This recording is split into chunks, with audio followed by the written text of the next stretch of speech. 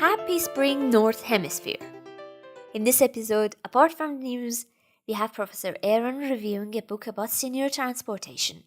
In addition, we have a special guest, Professor Bryant from University of South Carolina. Professor Jeffrey Miller from the other USC on the West Coast has conducted the interview. Bryant is going to talk about the legal aspects of autonomous driving. This is Mariam Kavishkar with the News Mini section for March 2019, episode 51. Despite the trending race between car companies and other research organizations in developing driverless cars, there are some car manufacturers that don't see this trend very appealing. To name one, Volkswagen. In an interview with Reuters, Thomas Sedron, Volkswagen's head of commercial vehicles, mentioned that it will take another 5 years to develop the technology to achieve higher levels of autonomy. Can you see a business case which justifies these overheads for this period of time? It's just too expensive. Surprisingly, Sedron is in charge of evaluating Volkswagen's autonomous strategy in commercial vehicles such as driverless vans. Volkswagen and Ford are trying to agree on a deal on potential collaboration to develop autonomous vehicles. His main reasons are the price that has to be paid on equipment such as sensors, LiDAR, processors, and software, also on cloud computation and high-definition maps. But on the other hand, governments are promising and looking forward to have autonomous cars on the roads. In UK, as the government has promised, the driverless cars will be in full use on British roads. They have been enforcing code of practice to enhance safety. The new rules and regulations make all the companies and manufacturers to publish safety information, trial performance reports, and carry out risk assessments. They will also be required to inform the relevant authorities and emergency services. However, Henderson, the road expert at PA Consulting, a global innovation and transformation consultancy, who was lead author of a 2018 report titled as Autonomous Vehicles, What Are the Roadblocks?, said that having autonomous vehicles on the road depends on 6 or 7 factors, and technology is just one of them. He added that the problem is relevant to all geographies. Nicholas Lice, head of roads policy for the RAC monitoring organization, mentions that 62% of UK drivers are afraid of driverless cars on the road, and only 27% believe that this technology will make the roads safer. The similar measures have been taken in Pittsburgh, USA. From now on, to prevent any other casualty caused by driverless cars, the 5 companies that are testing their product in the city have to hand in their initial information, like neighborhoods where they are driving, timings, and safety and risk mitigation plans. These 5 companies are Aptiv, Argo AI, Aurora Innovation, Carnegie Mellon University, and Uber. In Netherlands, the Dutch cyclists are causing some problems for driverless cars. Although Netherlands is the number 1 country in matter of readiness to embrace the technology, the cyclists with different shapes and sometimes not adequate behavior are forming a challenge for the detection system of autonomous cars.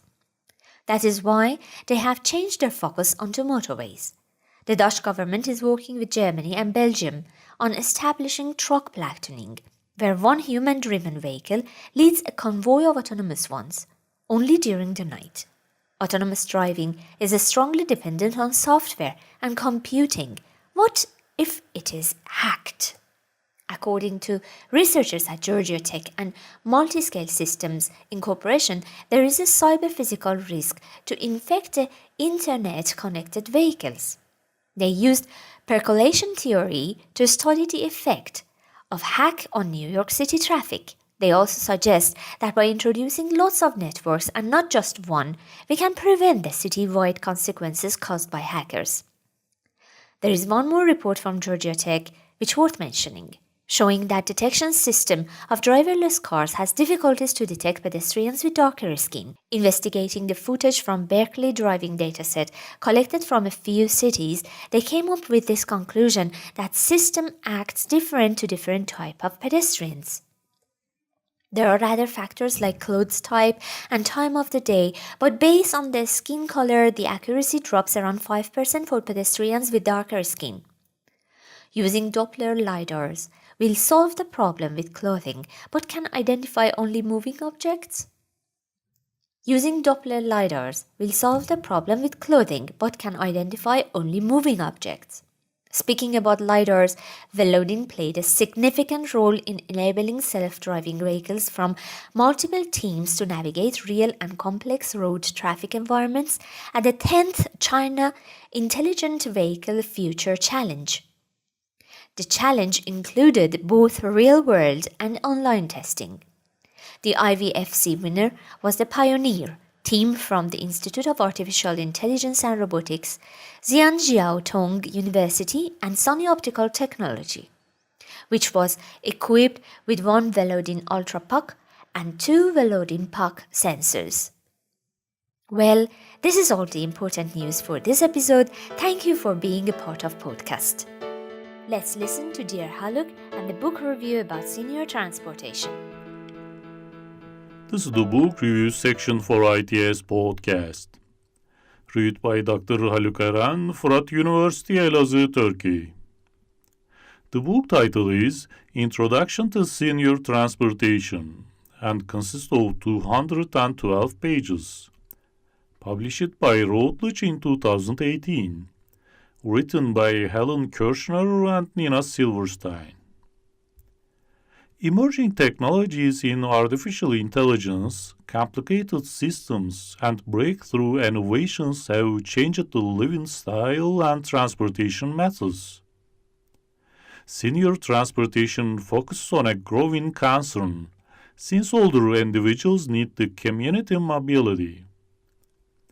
It addresses the physical and cognitive limitations, requirements for transportation services, the challenges for the assistance and support needs, and the transportation methods of senior passengers. The present book consists of 14 chapters. Chapter 1, 2, and 3 respectively mention about importance of the issue of senior transportation. Then introduce most important and distressing issues faced by older adults tending to lose freedom, independence, and control. And then point out the relevance of life transitions and specifically the transitions to transportation options. Chapter 4 and 5 present traditional transportation options, such as family, friends, and neighbors, as well as community-based public and paratransit, and ride-hail services or volunteer driver programs. Then the special transportation challenges of older passengers are mentioned, which are physical, cognitive, and situational limitations or barriers to maximizing community mobility.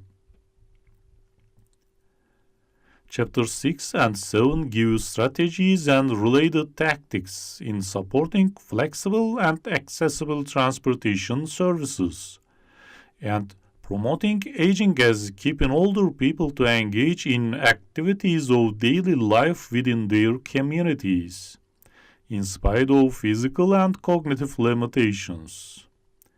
It emphasizes the importance of senior-friendly transportation options that are available, accessible, acceptable, adaptable, and affordable. Chapter 8 and 9 apply the concept of senior friendliness to transportation. They identify volunteer driver programs as an alternative transportation option, describing a variety of types of volunteer driver programs, 6 critical factors which are assistance and support, crossing jurisdictional boundaries, low cost, providing service in rural areas, risk management, and technology. Chapter 10 and 11 discuss volunteering as a general practice of individuals and groups around the world.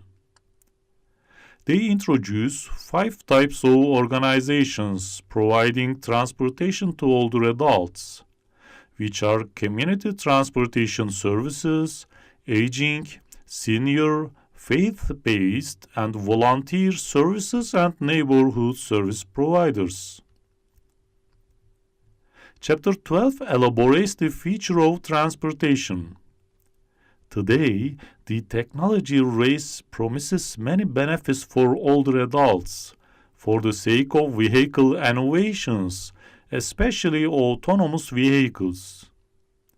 Chapter 13 emphasizes the importance of data in the planning, implementation, and assessment of measurable impact in the delivery of senior transportation options.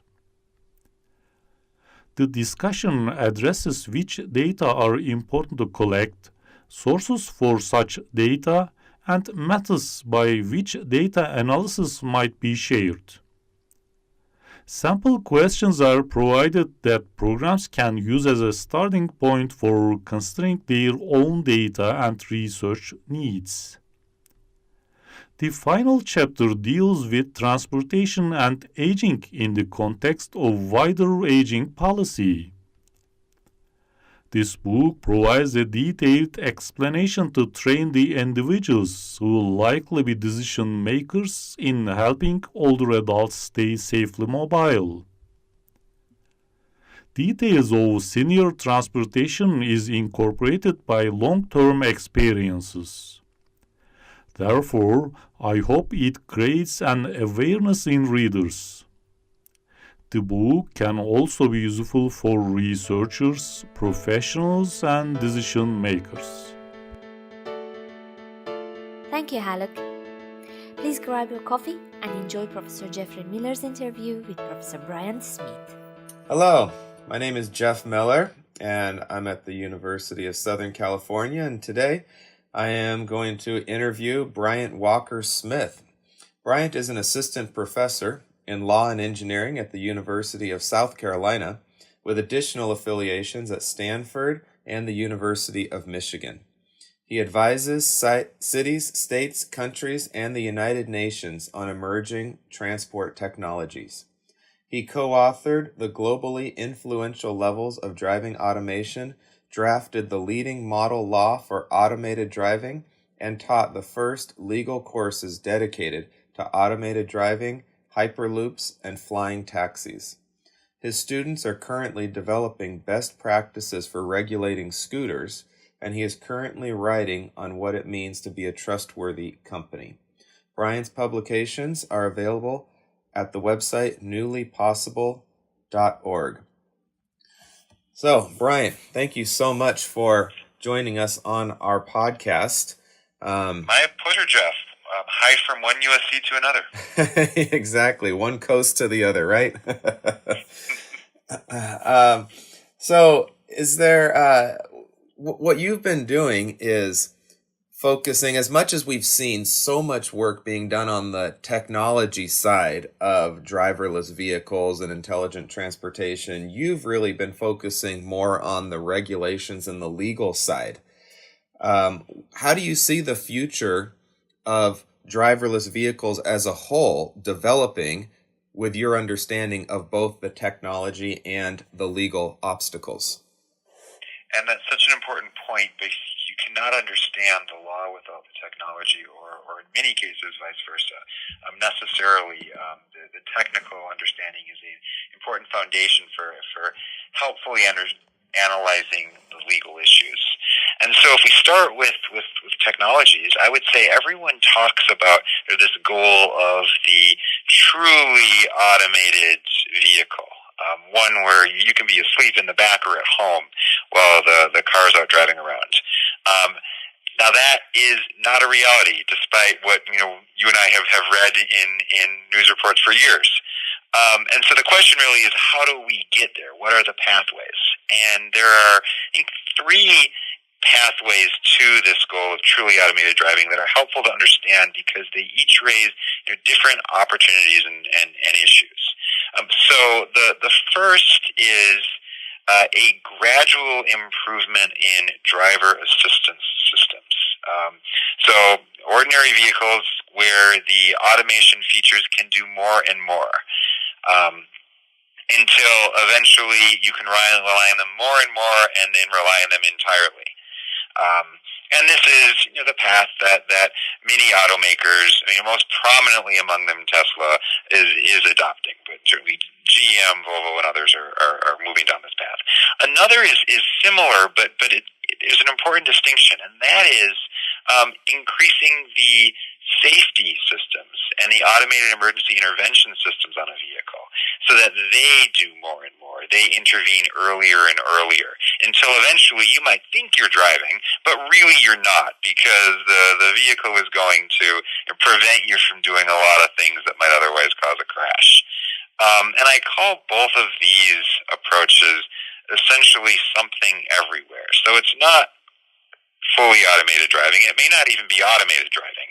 Many of the technologies available today, in fact, all of the technologies that someone can buy are really assisted driving. But they broadly work on vehicles and on all kinds of environments. The third approach is what I would contrast with everything somewhere. So these are truly driverless vehicles, at least they aspire to be. But because this goal of true automation is far away, they're limited in scope. So to some combination of simple environments or slow speeds that makes automation easier and reduces the risks. And so that's where we see the advent of low-speed shuttles operating in specific areas, limited in terms of their infrastructure needs.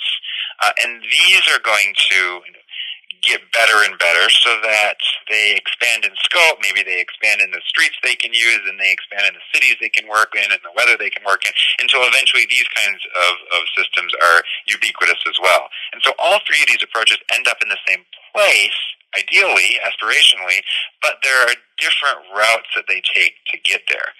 Now, this matters when we talk about business cases and legal issues because the regulatory regime that might apply to a driverless shuttle in a downtown.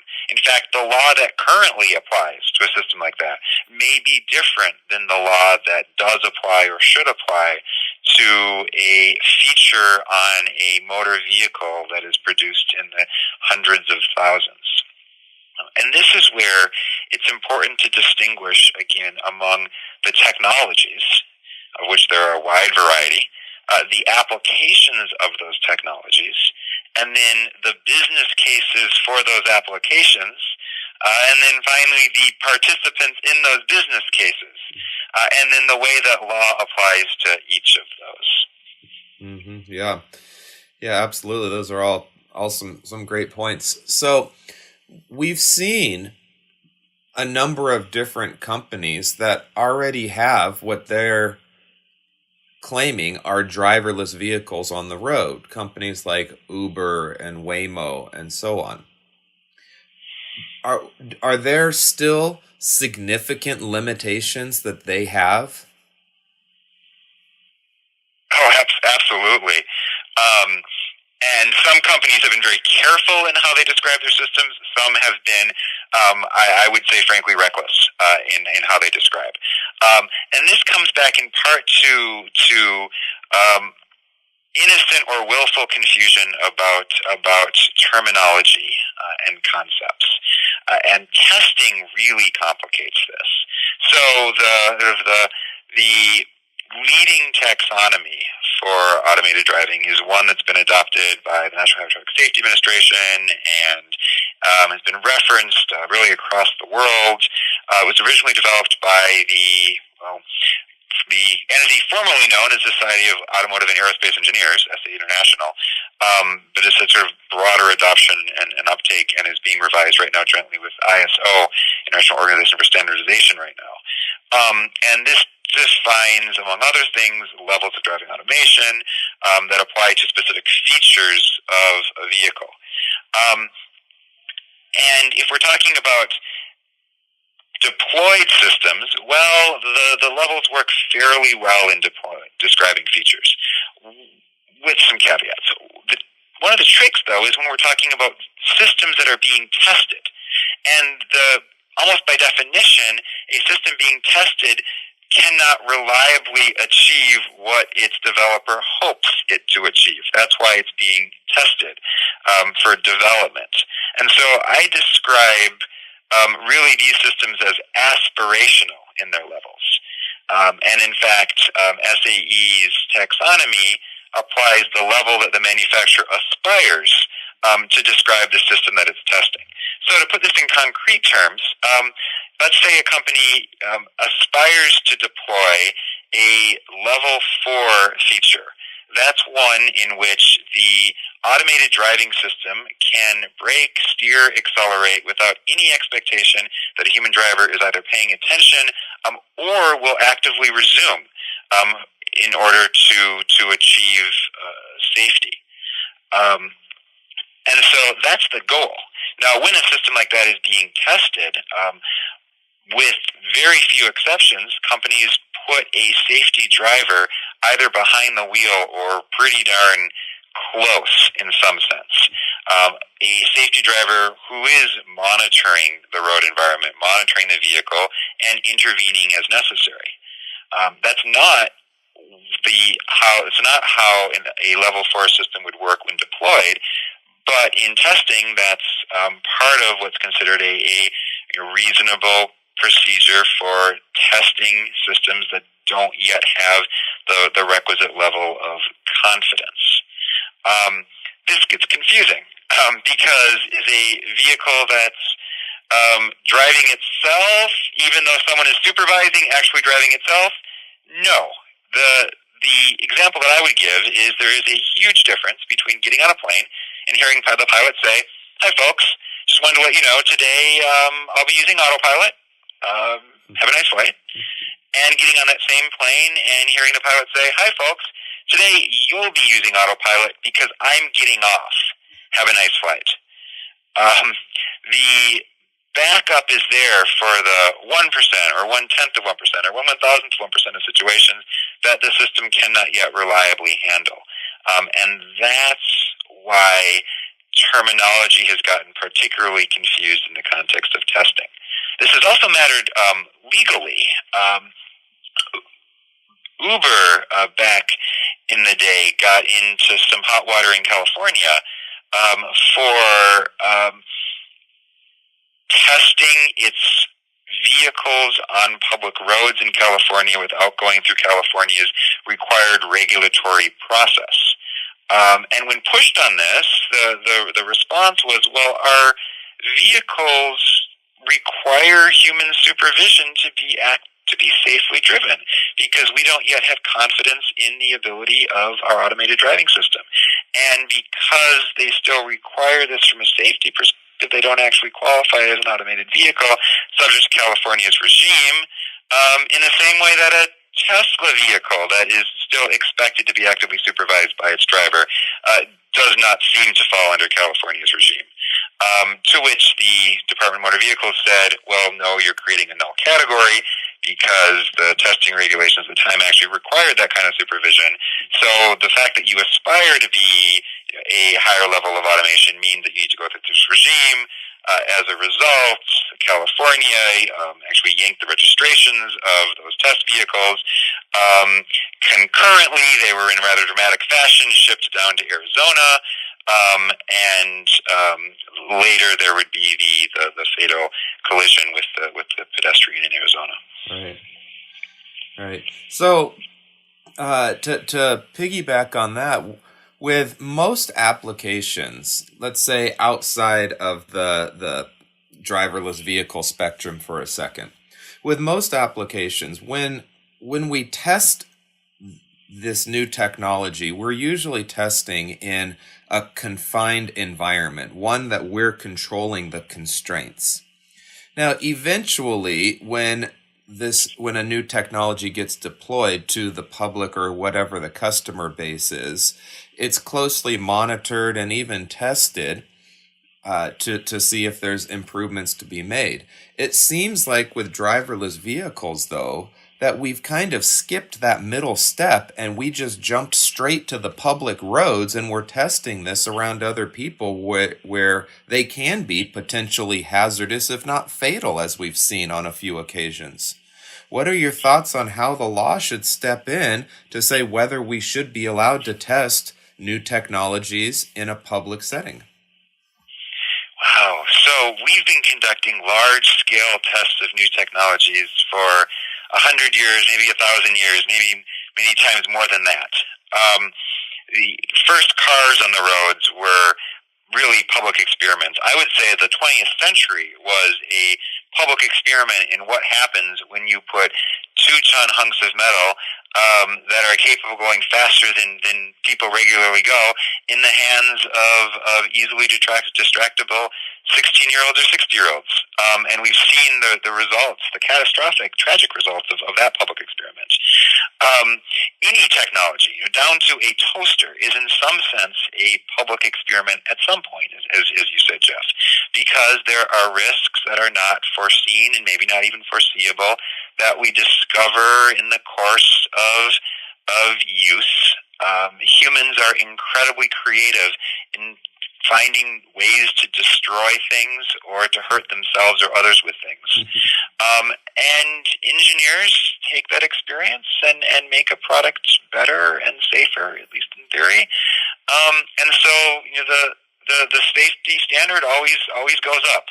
A product needs to be safer than the last one that caused that fire or that injury.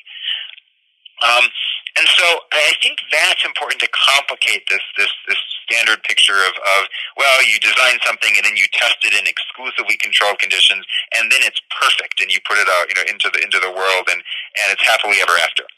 I think the reality is far more complicated. Now, it's a very important question where we draw those lines, and essentially how much confidence should you have in not just a system, but really in your design and testing and development process in order to put a product out into the world or to create some risks. That standard's been going down. So, automotive manufacturers at the beginning of the 20th century would put out vehicles that would regularly catch on fire, put out vehicles with axles that could break, and when people complained about the axles breaking, they'd make them a little thicker and stiffer until people stopped complaining. Aviation, middle of the 20th century, planes were a lot less safe, and it was the real-world experiences that led to increased safety. But now I think you're right that in some ways that kind of public experimentation would not be deemed acceptable. And so I think responsible companies in developing automated driving systems are going to make a safety case. Make a safety case internally, certainly, and as I've argued, it should be expected to make a safety case publicly, to say, this is what we're doing, this is why we think it's reasonably safe, and this is why you should believe us. Those are three really important things. This is what we're doing, this is why we think it's reasonably safe, and this is why you should or can believe us. And that includes not just the design of the system, the automated system, but the design of the whole system. So how are you developing the monitoring capabilities? How are you training your safety drivers? How are you monitoring your safety drivers? What are the processes that you're putting in place before, during, and after any kind of test to ensure that the risks are reduced as to an acceptable level? And I say an acceptable level because there's often a tendency to think that the status quo is perfect. And so anything that's not perfect must be worse. But our status quo on the roads is one in which 100 people are going to die today in the U.S. In roadway crashes. It'll be 40,000 this year. That is a tragic toll, and that can't be negated when we think about new technologies. There is actually a risk to not developing new technologies. So what's the regulatory or legal role in all of this? Part of it is a prospective set of expectations of allowing governments to say we should know what's happening on our roads, and that's meant different things depending on the level of government and the place. In Pittsburgh most recently, it was we would like to know who's testing, how many miles they're driving, and generally how it's going. In California, it's a set of reports that have been, I think, understandably criticized. They're not perfect. Nothing will be perfect.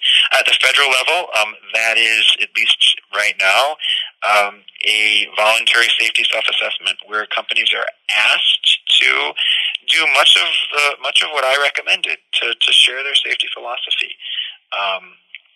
And the hope, at least, is to thereby encourage a more public discussion of safety and of the technologies.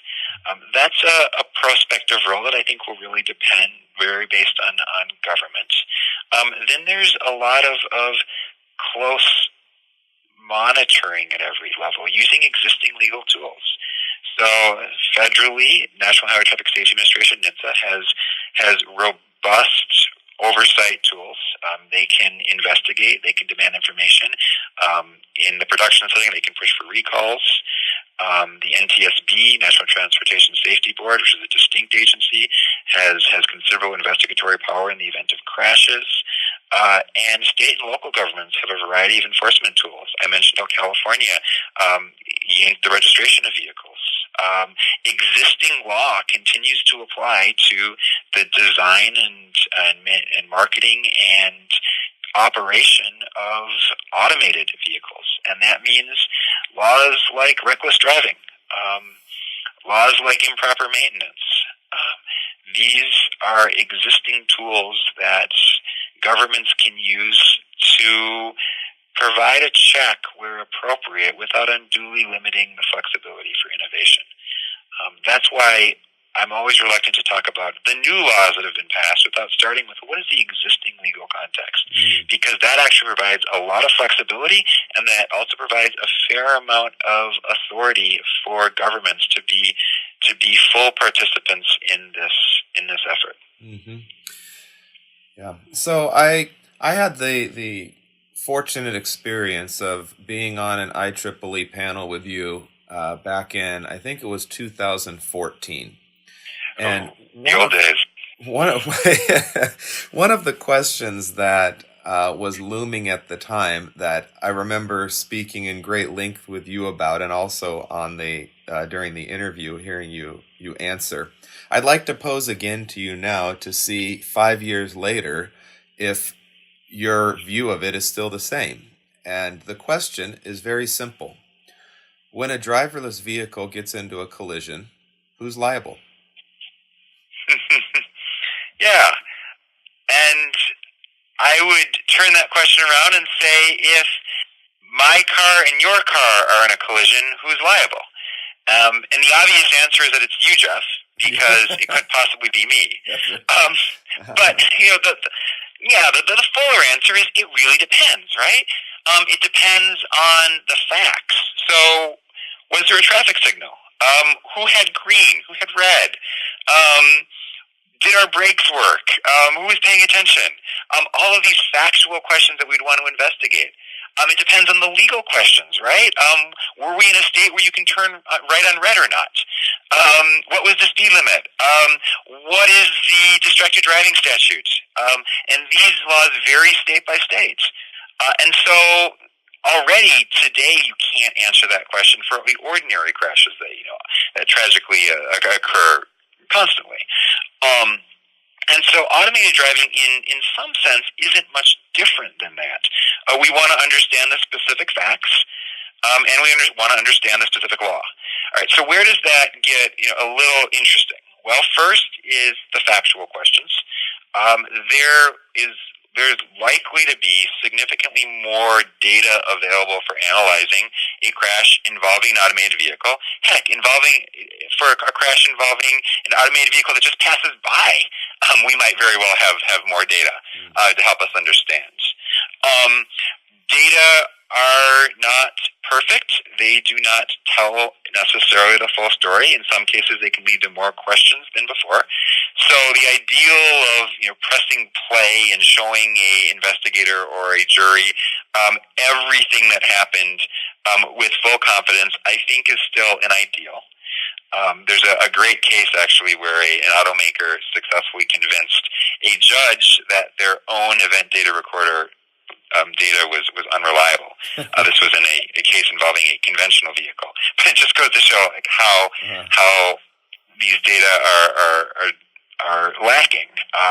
The recent analysis of the data that Tesla submitted to the National Highway Traffic Safety Administration when that agency was investigating some crashes involving autopilot also shows that even a company that is generally believed to have near omniscience in the data about its users seem to have some pretty big gaps or uncertainties in the data that were submitted. So data will be really interesting in how it addresses these factual questions in a crash. The second set of nuances is legal. So existing principles of law will continue to apply. It's not that there is a vacuum of law.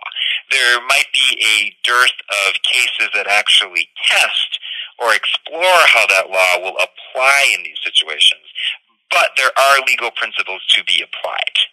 And so, as with any crash, one would look for the entities, the companies or individuals who might be liable under various theories. And liability is not a binary. It's not either or. You don't say, well, in many cases, you don't say, well, the manufacturer is liable, therefore the city wasn't. Or, well, the driver was liable, therefore the pedestrian wasn't. Multiple entities can be sued and multiple ones can be held liable. And so you might say, well, let's see what explained the crash. And, is the user at all liable for failing to supervise to the extent that was legally required?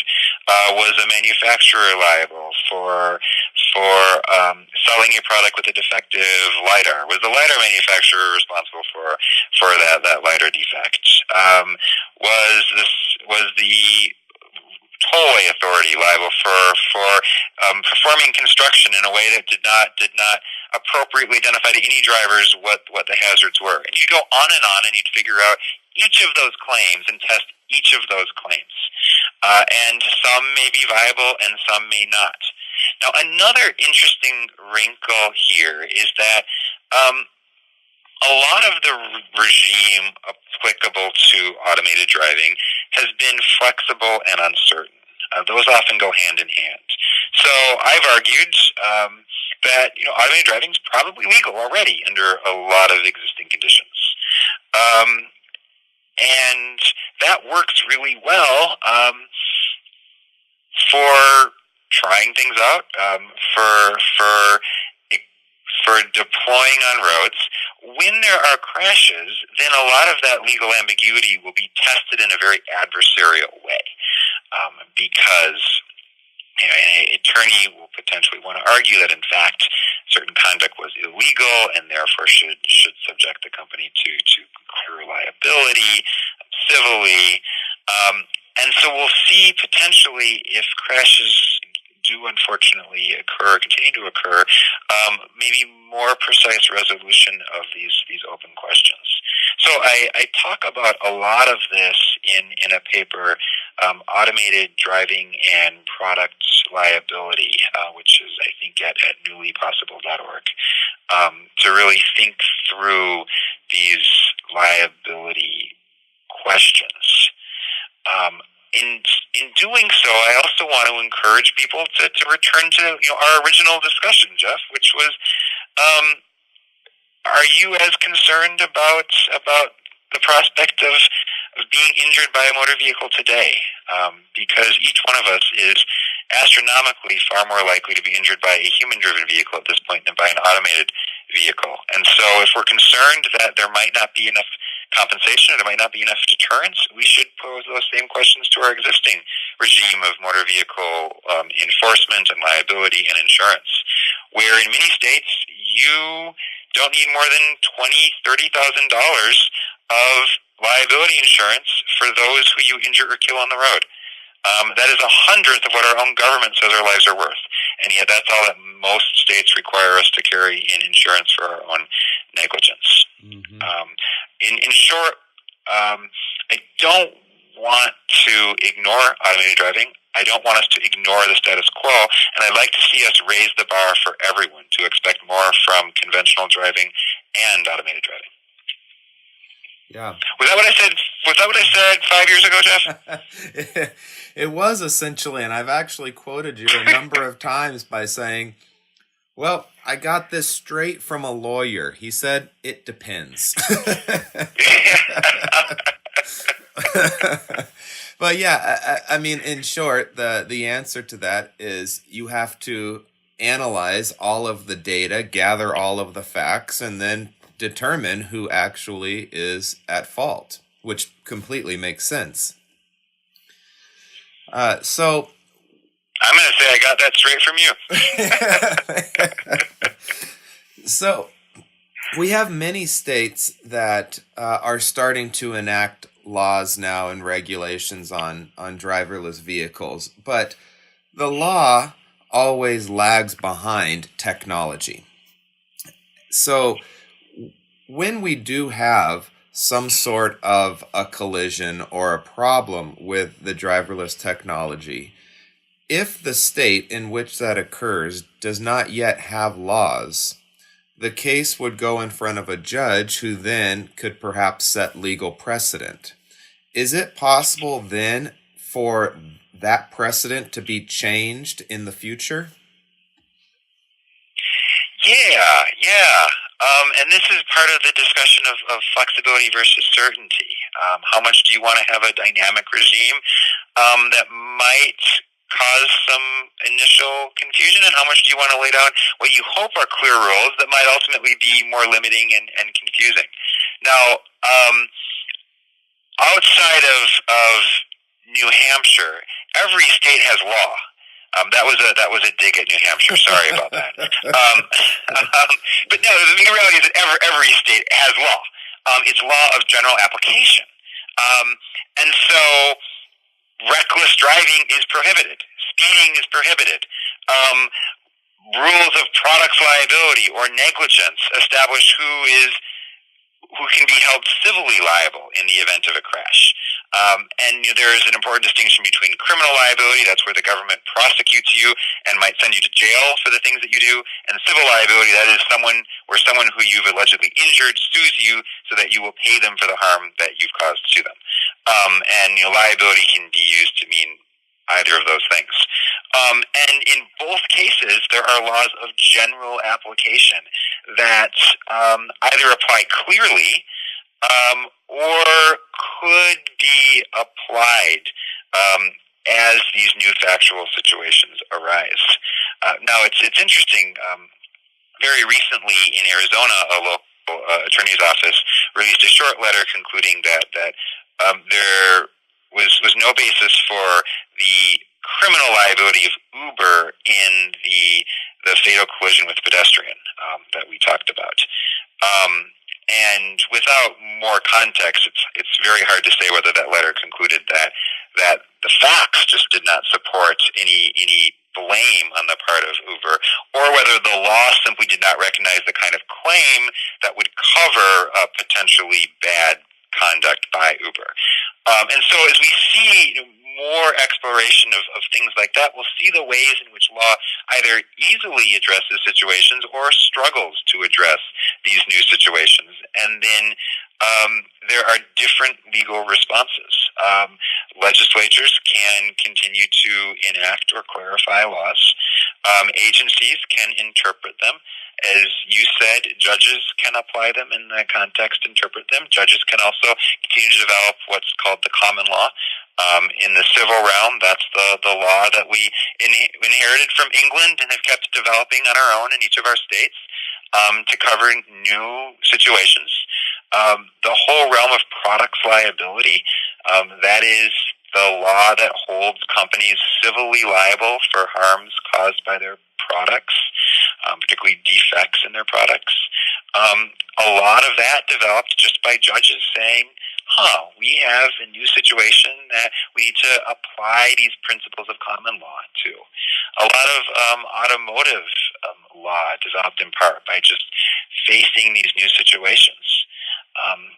And I think automotive law provides a really interesting example because you can see how each of these participants, judges and legislatures and insurance companies, worked for quite a while to create some predictability and expectancy.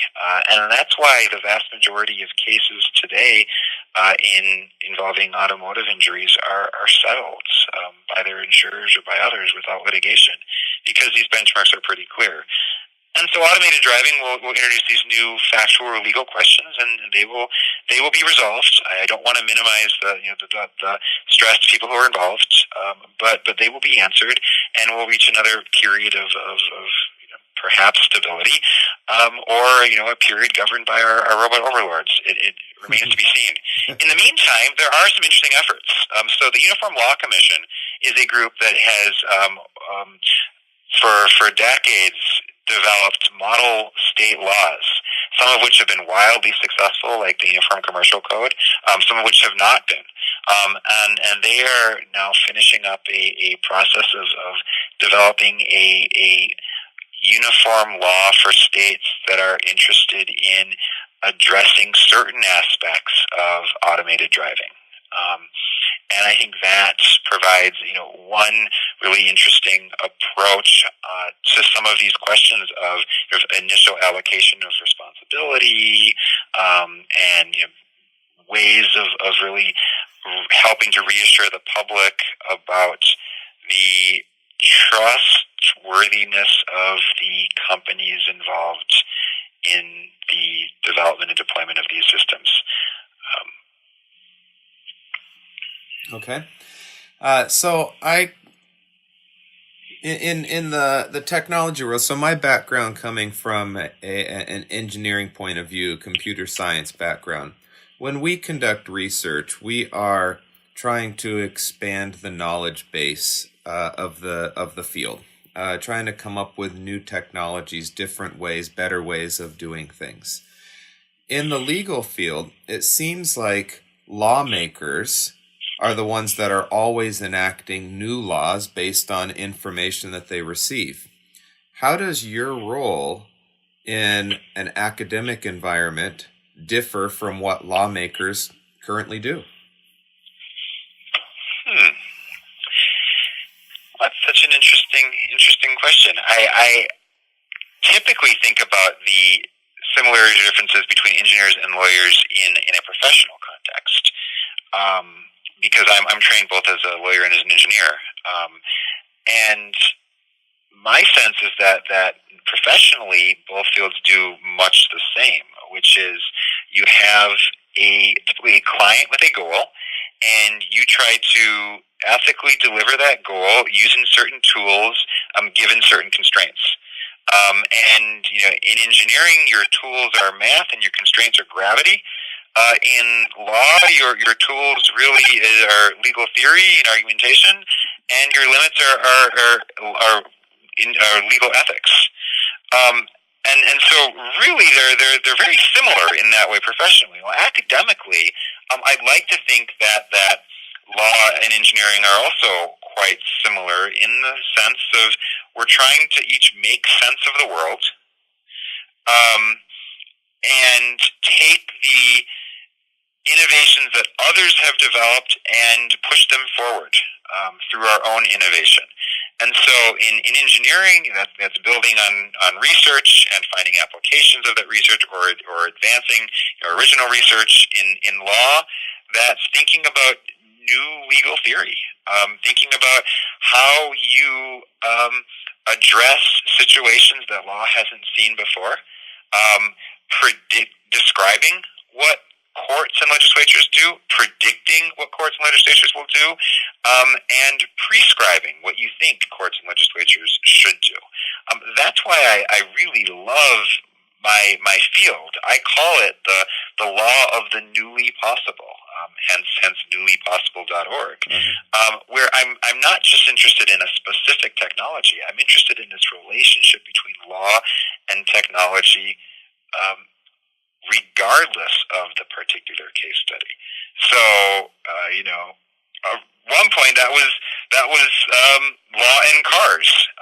Now it's law and automated vehicles, or drones, or e-scooters, which right now my students are very independently in collaboration with a number of stakeholders developing best practices for regulating e-scooters.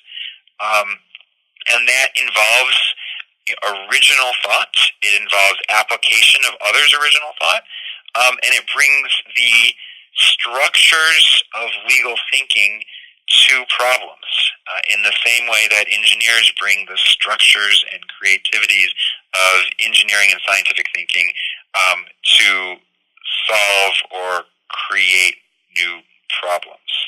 Because that's really the history of engineering and public policy. You take one set of problems, you replace that old set with a new set, and you just really hope that your new set of problems in aggregate is smaller than your old set. Wish you a great It's also another reason why we can't talk about the disciplines in isolation. Don't forget to Why share and subscribe, engineers should be and working check with out lawyers, our why other engineering media professors should be for working other with news. legal This professors. podcast is sponsored by IEEE And there are programs that do that. So when I'm involved with that at This was Michigan, Dr. Nayam Kavishkar from every IEEE year we take a group of graduate Society. students from law, public policy, engineering, business, information, and we throw them at an impossible problem. And we say, work together, we expect you to fail, but maybe in a context you're going to come up with some insight, some bold idea, drawing from your different strengths that will inspire something a year, 5, 10 years down the road to help us overcome these real core challenges. Yeah. Well, that sounds like a great. Is that a class? Yeah. It's a problem-solving initiative in cooperation with the program in law and mobility up there at the University of Michigan. Wow. Yeah, that sounds great. Okay. Well, I have just one more question for you that you could hopefully leave our listeners with something. So it's kind of two-part. One is, what are you currently working on? I know you just talked about the e-scooter initiative that you have, but what are you currently working on? And second, if you were to predict 5 years, 10 years from now, what are the issues that you see us still having to deal with respect to what you do?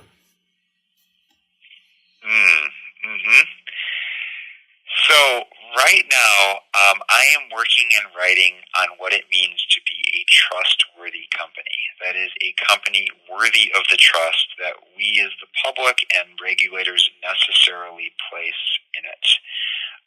This is an important shift from the way that I think trust gets talked about publicly. So often the conversation is, do people trust technologies? We need to make them trust technologies. And my answer to that is, well, maybe they shouldn't, but inevitably they will. That's the history of technologies that we've seen. People complain about a privacy invasion, but they still carry phones around in their pocket. Right? They say, I would never use a smartphone, but then they use a smartphone.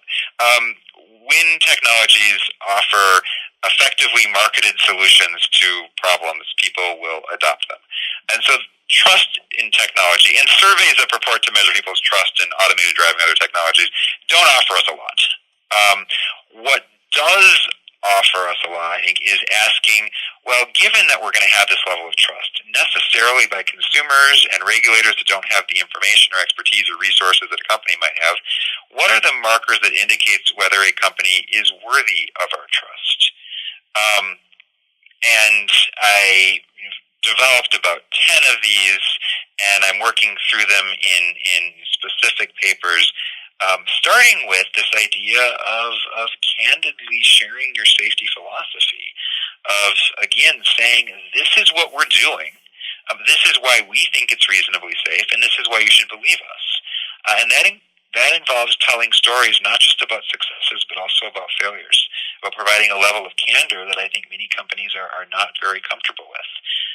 There are lots of legal consequences attached to all of this, and so the first paper I have on this topic, The Trustworthy Company, explores a few of those. I think that this topic is going to be increasingly important as we move to automation across domains. So not just automation on the roads, but in the skies and in our homes and in our offices and in our bodies, and in all the non-physical forms that may ultimately have even more of an effect than the most obvious manifest physical embodiments of automation. So I sure hope that we're talking about those same issues in 5-10 years. It would be great if we'd solve them, but we won't. That's part of the reality of the law of the newly possible. We're going to be creating problems as we create solutions. What I think in the things we're still going to be grappling with, really recognizing that technologies don't evolve in isolation. This is the Jetsons fallacy, where we take the one technology of interest, let's call it the self-driving car, we extrapolate that into the future, but we assume that everything else about our world is fixed, that we still have every other technology that's the same, that our laws are the same, that our socioeconomic conditions are the same. And in fact, I think so much is going to change that we're going to be faced with grappling on a more sectoral level with these questions. So not just motor vehicle safety, but when motor vehicles are also in the sky or on the sidewalk, and where people are taking trips for very different reasons because other technologies have negated the need for certain kinds of on-road trips, and where social or economic conditions are motivating responses to problems we didn't think we had. And this is where, we've talked mostly about automated driving, but automated driving is instructive because I think it is going to carry a lot of baggage, that people are going to put so many of their hopes and fears about the future in the things that they encounter and they see. And so it might be an anonymous algorithm that takes someone's job, but they might blame the driverless car they see going down the street. Someone might be concerned about rapid demographic change, and they might blame the self-driving car for that. And so stepping back and more generally saying, what are our goals for the world, for society, and how do we use technology as one set of tools to help achieve those goals, along with other tools like policy, like law? That's going to be a real critical question going forward. Technologies can't be the goal, but that leads to the question: what should the goals be? Mm-hmm. Wow, that's great. Definitely gives us something to think about, and I don't know if it gives me something to look forward to or something to fear for the future, though. Anyways, Bryant, thank you so much for taking your time today to talk with me and record this podcast. And if any of our listeners want to get in touch with you, how can they do that? Look me up. Yeah, look me up. Okay. Or come on down to University of South Carolina. I think we're enrolling a new class. All right. Okay, well, great. Thank you again, and thank you all for listening to our podcast today. Thanks, Jeff. Thank you, Professor Smith, and thank you, Professor Miller. Dear listeners, let me thank you for being with us. Don't forget to share and subscribe, and check out our other media for other news. This podcast is sponsored by IEEE Intelligent Transportation System Society. This was Dr. Mariam Kavishkar from IEEE ITS Society.